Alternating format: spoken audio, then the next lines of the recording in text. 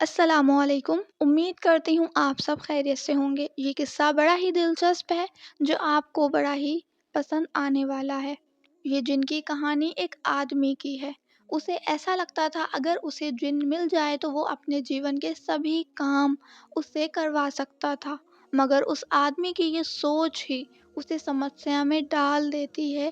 یہ بات سبھی جانتے ہیں، جو ہمیں فائدہ دے سکتا ہے اس کا نقصان بھی ہو سکتا ہے۔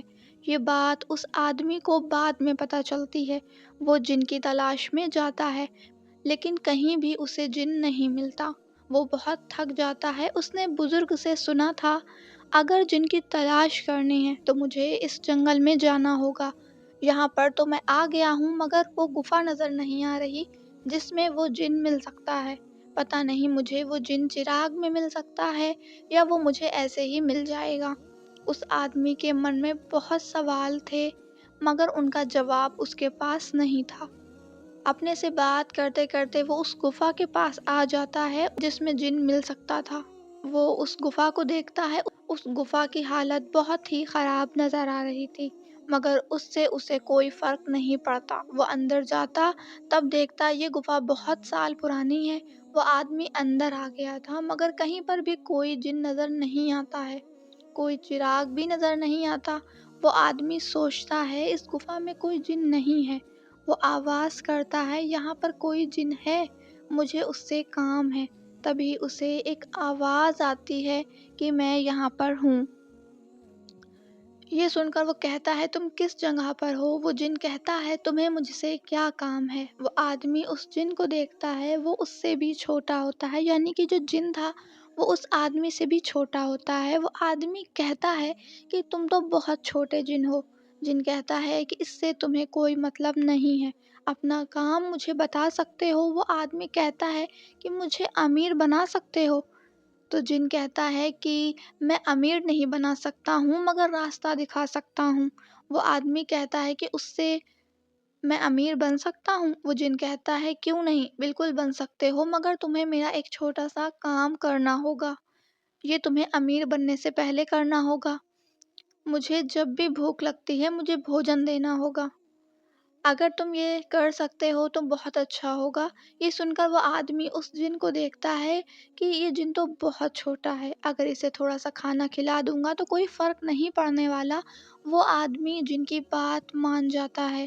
اب وہ جن کو لے کر اپنے گھر آ جاتا ہے۔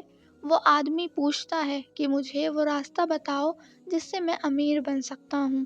وہ جن کہتا ہے کہ ابھی تو ہم آئے ہیں، مجھے بھوک لگی ہے، مجھے کھانا کھلا سکتے ہو؟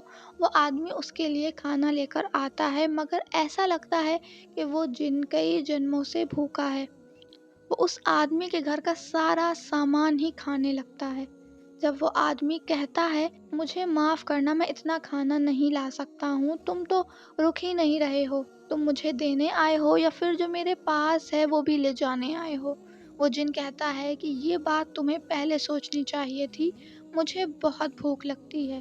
وہ آدمی کہتا ہے کہ جب تک میں تمہاری بھوک دور کروں گا تب تک میرے پاس کچھ نہیں بچنے والا، تم واپس جا سکتے ہو۔ جن کہتا ہے کہ اب میں تمہارے بلانے پر بھی نہیں آنے والا ہوں۔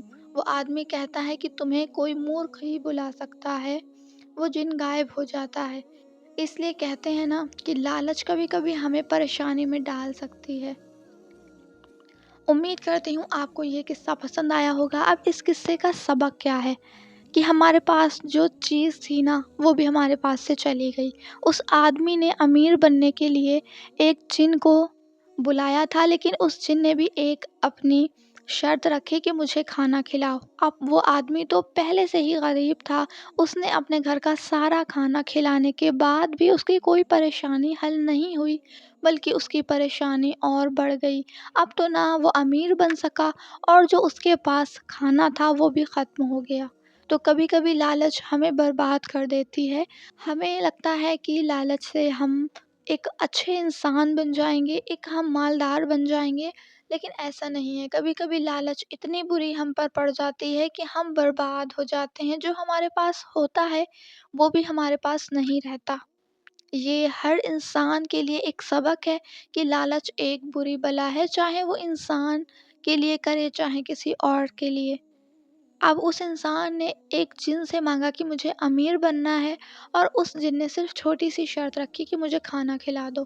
اس کو لگا کہ یہ جن تو بڑا چھوٹا سا ہے، یہ تو بڑا کم ہی کھانا کھائے گا، پر اس نے تو اس کے گھر کا سارا سامان ہی کھا لیا۔ اس لیے کبھی بھی کسی کو دیکھ کر اندازہ نہیں لگانا چاہیے۔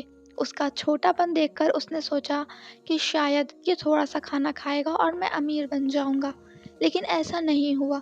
اس چھوٹے سے جن نے اس کا سارا سامان ختم کر دیا گھر کا۔ اب نہ ہی تو اس کا سامان بچا اور نہ ہی وہ امیر ہوا۔ اب وہ پریشان ہو گیا کہ اب کیا کریں۔